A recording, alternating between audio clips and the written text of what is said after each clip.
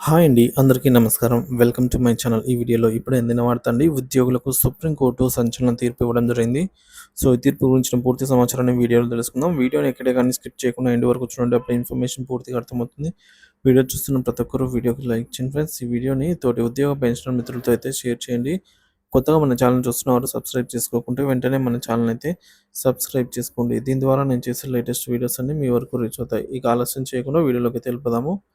Friends, ముందుగా విషయానికొచ్చినట్లయితే, వివిధ కేసుల్లో ఆరోపణలు ఎదుర్కొంటున్నటువంటి వ్యక్తుల ఆస్తులను బుల్డోజర్లతో కూల్చివేయడాన్ని ప్రయత్నిస్తూ దీన్ని తీవ్రంగా వ్యతిరేకిస్తూ దాఖలైన పిటిషన్లపై బుధవారం సుప్రీంకోర్టు తీర్పు అయితే ఇవ్వడం జరిగింది.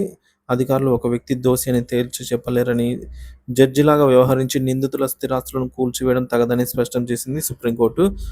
రాష్ట్రాలు, ఆయా ప్రభుత్వ అధికారులు మితిమీరి చర్యలు తీసుకోవద్దని కూడా ఆదేశాలిచ్చింది. కోర్టు ఆదేశాలను ఉల్లంఘిస్తే ధిక్కరణ చర్యలు ఉంటాయని కూడా ఈ సందర్భంగా ధర్మాసనం హెచ్చరించింది.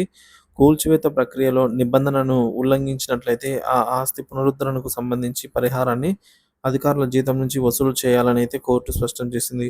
కార్యనిర్వాహక అధికారి ఒక వ్యక్తి దోషిగా ప్రకటించలేరు. ఆ అధికారం న్యాయమూర్తిగా పూర్తిగా నిందితుల ఆస్తులను కూల్చివేయాలని అయితే నిర్ణయం తీసుకోలేరు. రాష్ట్రాల ఏకపక్ష చర్యల నుంచి పౌరుల హక్కుల రాజ్యాంగం రక్షణ కల్పిస్తుంది.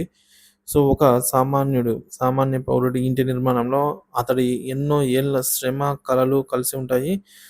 దానిలో వారి భవిష్యత్తు, భద్రత ఇమిడి ఉంటుంది. ఆ ఇంట్లో ఒక్కరే నిందితులు అయినప్పుడు అందులో నివసించే మిగతా వ్యక్తులంతా ఆశ్రయం లేకుండా ఎలా జీవిస్తారని కూడా క్వశ్చన్ చేసింది.